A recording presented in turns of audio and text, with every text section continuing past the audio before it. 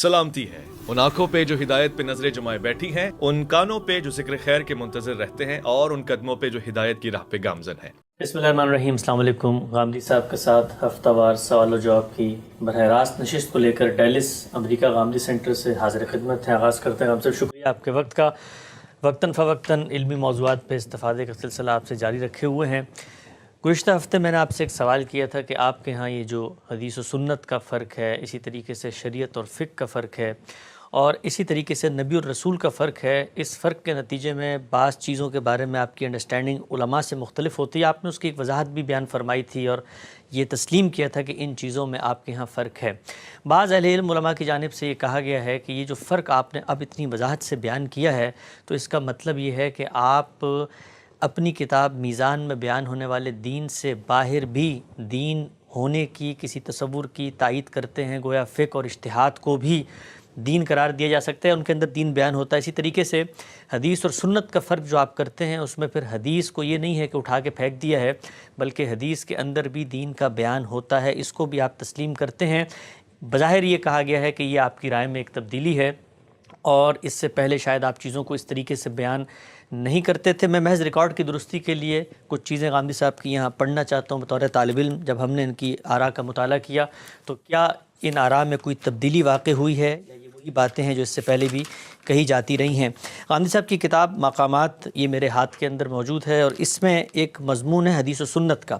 इसमें गामदी साहब लिखते हैं कि नबी सल्लल्लाहु अलैहि वसल्लम ने दुनिया को कुरान दिया है। इसके अलावा जो चीज़ें आपने दीन की हैसियत से दुनिया को दी हैं वो बुनियादी तौर पर तीन ही हैं। नंबर एक, मुस्तकिल बिज़ात अहकाम व हिदायत जिनकी इब्तिदा कुरान से नहीं हुई। नंबर दो, मुस्तकिल बिज़ात अहकाम व हिदायत की शर व वज़ाहत ख्वाह कुरान में हो या कुरान से बाहर। नंबर तीन, इन अहकाम व हिदायत का अमल का नमूना।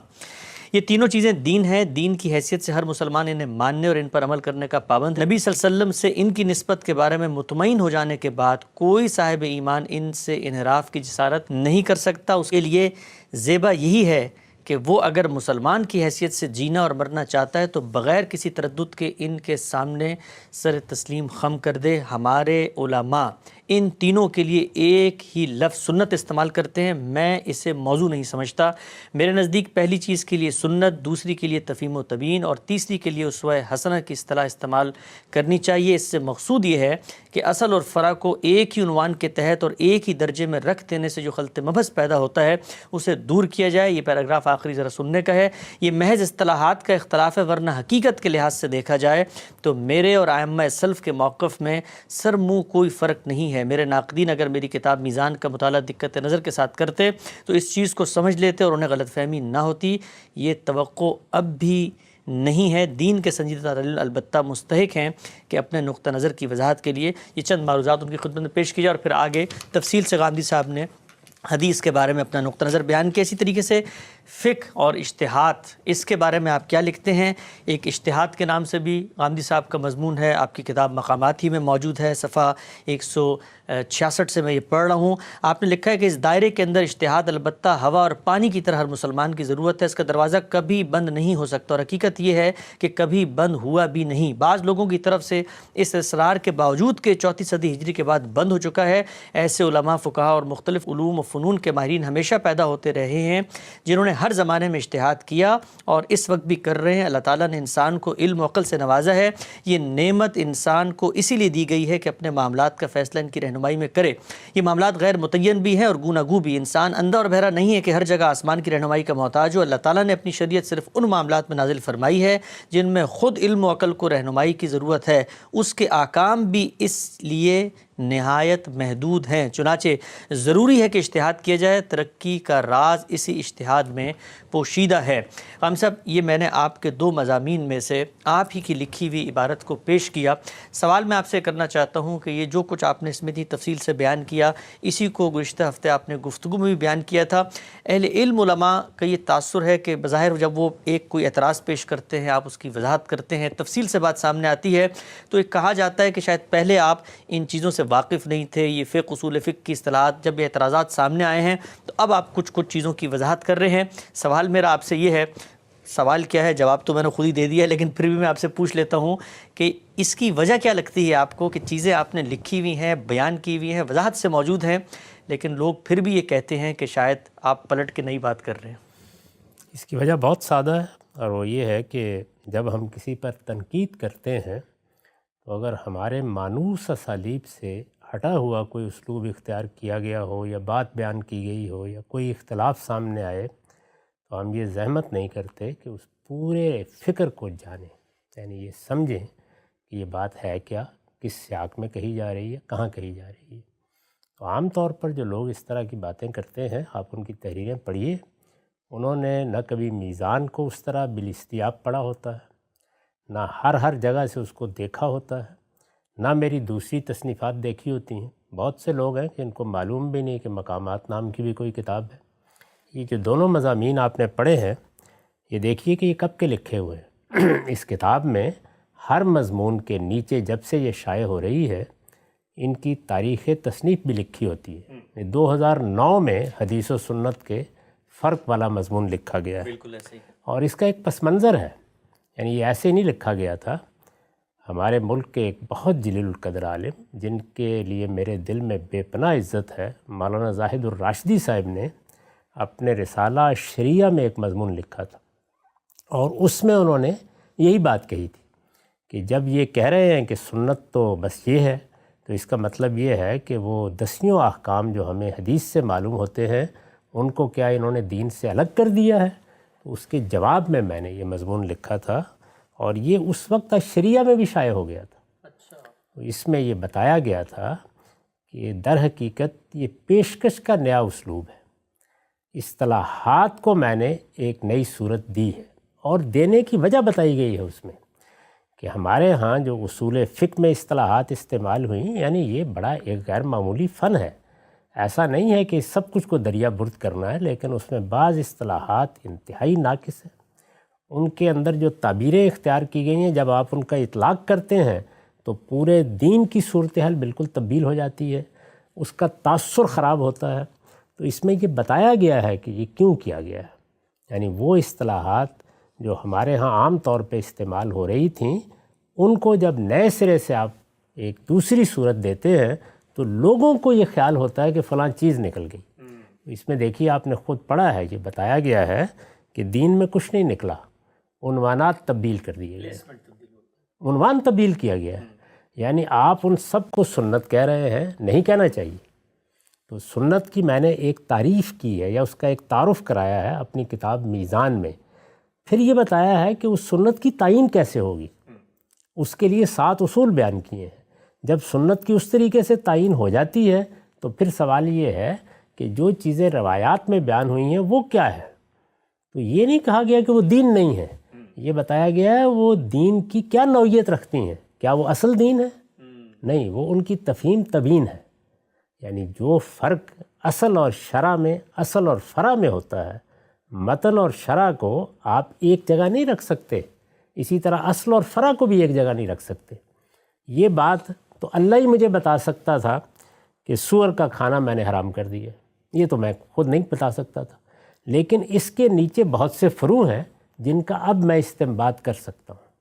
یعنی جب مجھے یہ معلوم ہو گیا کہ وہ قاعدہ عامہ کیا ہے جس پر اللہ تعالیٰ نے اپنے اس حکم کو مبنی کیا ہے، اس پر یہ جزوی حکم کس طریقے سے دیا گیا ہے، اس کے پس منظر میں کیا چیزیں کار فرما ہے، اس کا اطلاق خود اللہ تعالیٰ نے کس طریقے سے کیا ہے، تو یہ علم جب میرے پاس آ گیا تو اصل آ گئی۔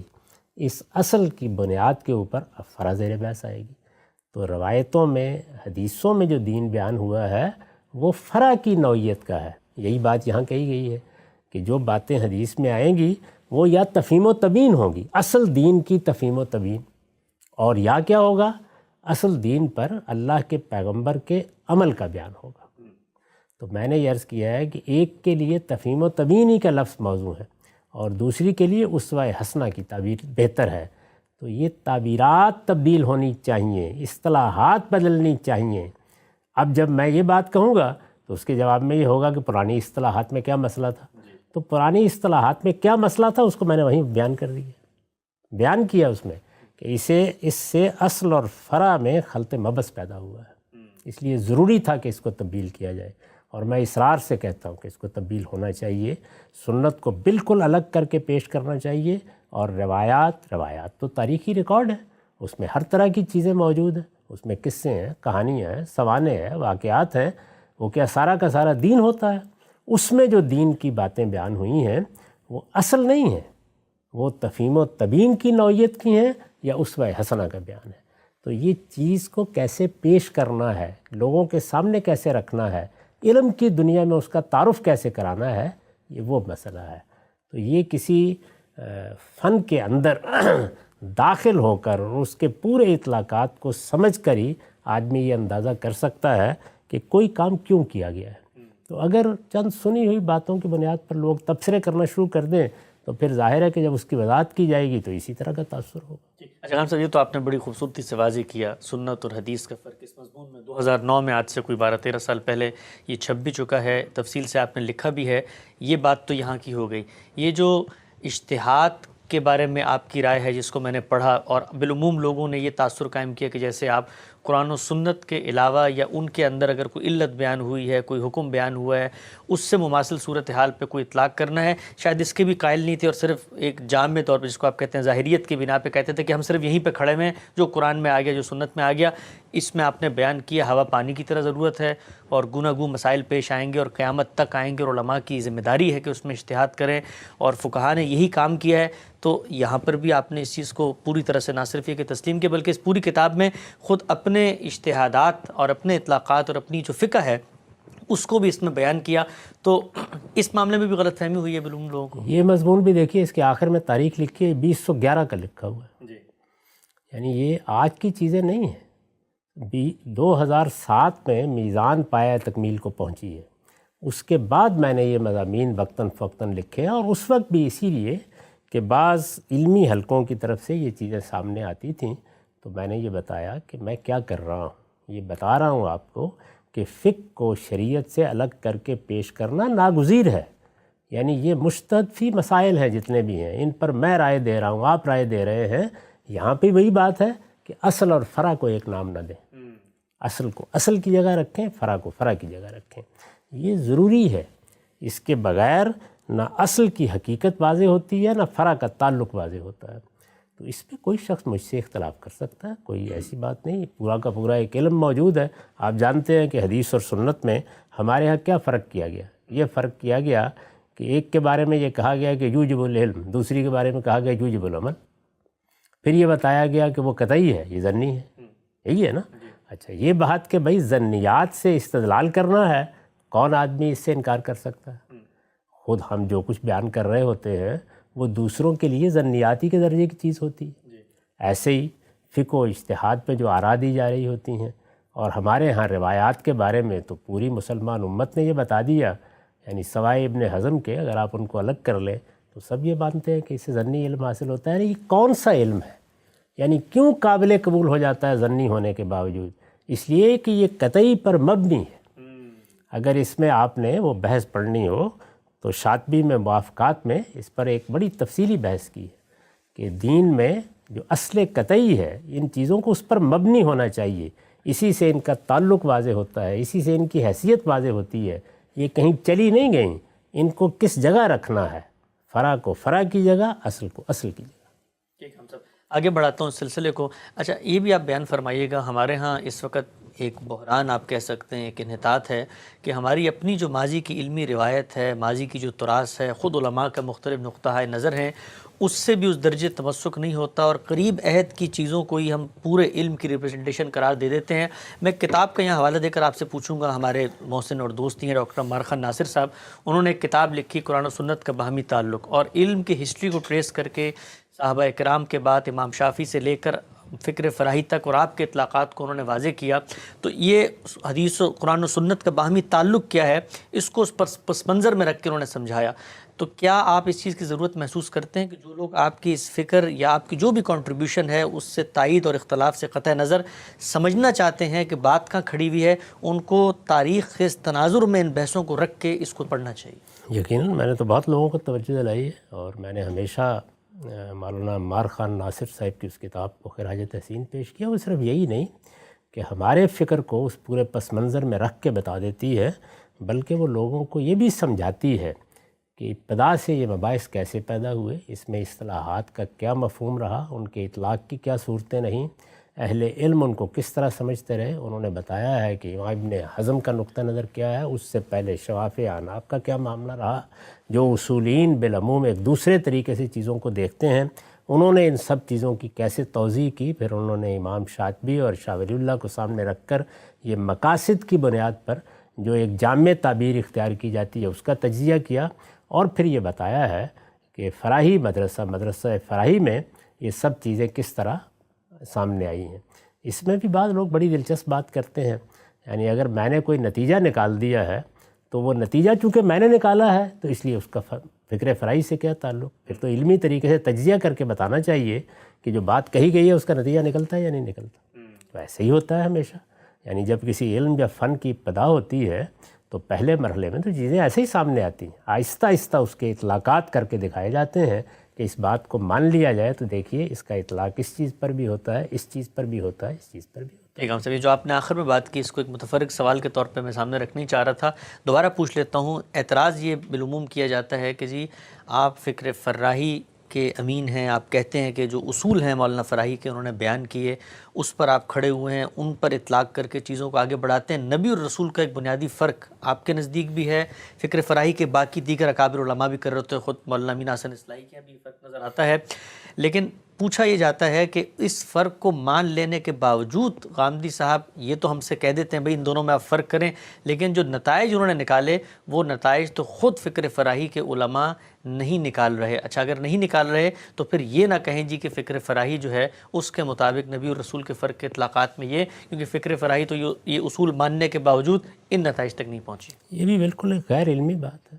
جب کسی فکر کی ابتدا ہوگی تو اسی طریقے سے ہوگی.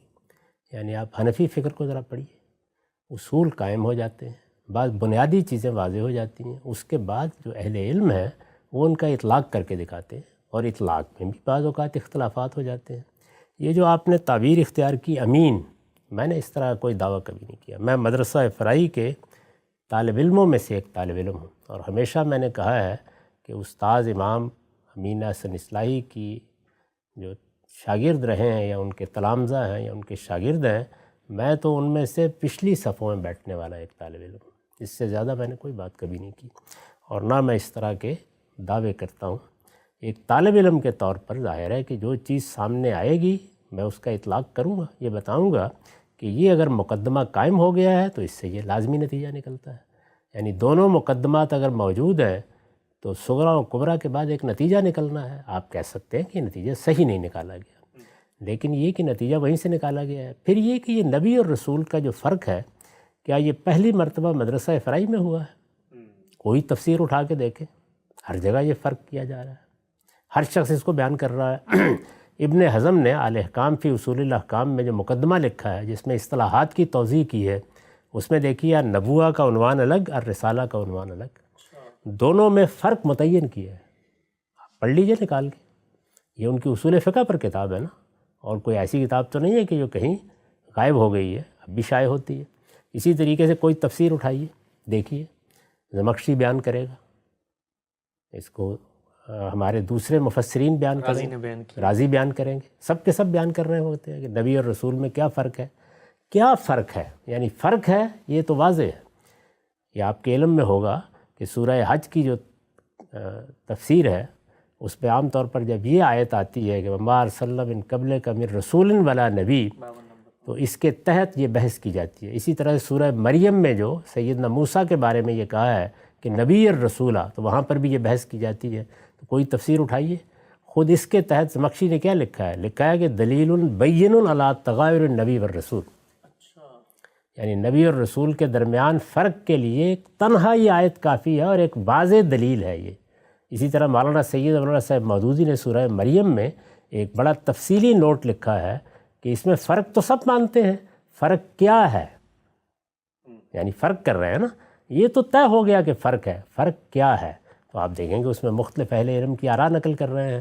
ہمارے اپنے زمانے میں عالم عرب میں بہت نمایاں مفسر ہیں، ابن عاشور، ان کی تفسیر شائع ہو چکی ہے تحریر و تنویر کے عنوان سے، اس میں بھی فرق بیان کیا گیا ہے.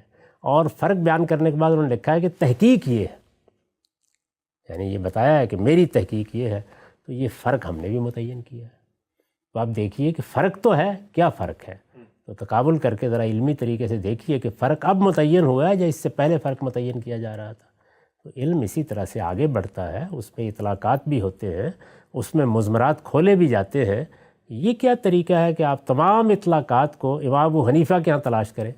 آج تک اطلاقات ہو رہے ہیں، حنفی فقہا کر رہے ہیں.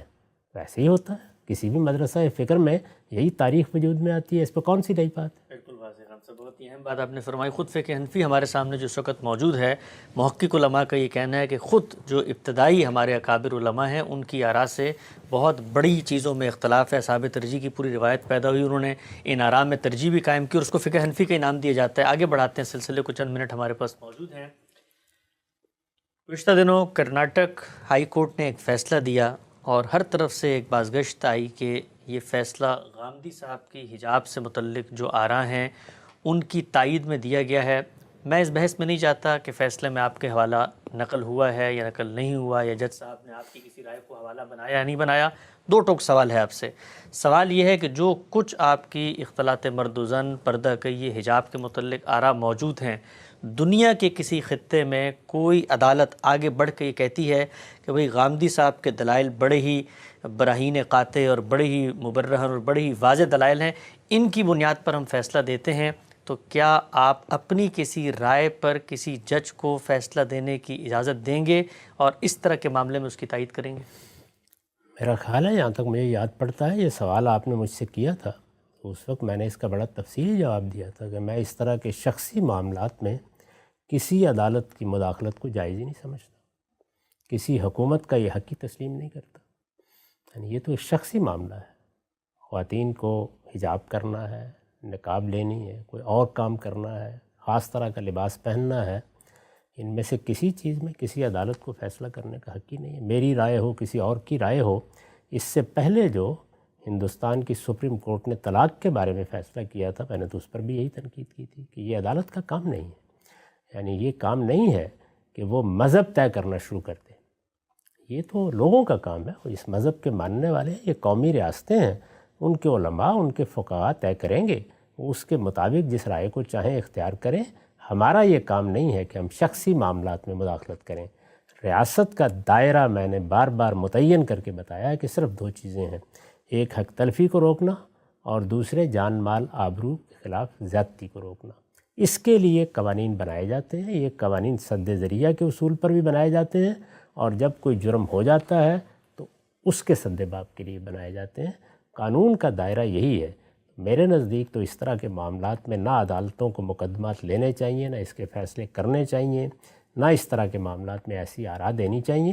اس کا تو اگر آپ شروع کر دیں تو اس کے بعد پھر سیکولرزم کے اوپر یہ بالکل ٹھیک اعتراض کیا جاتا ہے کہ وہ ایک مذہب بن کے لوگوں کو اپنا پابند کرے گا، اور اسی طرح پابند کرے گا جس طرح کے بعض مذہبی ریاستوں میں اس طرح کے شخصی معاملات میں مداخلت کر کے لوگوں کا جینا حرام کر دیا جاتا ہے. اس طرح کا کام کبھی نہیں کرنا چاہیے. ریاست کا ایک دائرہ ہے، باقی چیزیں اللہ اور بندے سے متعلق ہیں. وہ فیصلہ کریں گے کہ ہمیں اپنے پروردگار کی کیا بات قبول کرنی ہے، کیسے قبول کرنی ہے، اس کو کیسے سمجھنا ہے. یہ سب فیصلے لوگوں کو کرنے ہیں. ہمیں اگر کسی موقع کے اوپر ان سے بات کرنی ہے تو تبلیغ، تلقین، نصیحت کے اسلوب میں کرنی ہے. اس سے آگے ہمارا کوئی کام نہیں. جی ہاں، ہمارا وقت یہاں پہ مکمل ہوتا ہے. دوبارہ حاضر خدمت ہوں گے کل انشاءاللہ. اجازت دیجیے، اب تک آپ کا بہت شکریہ.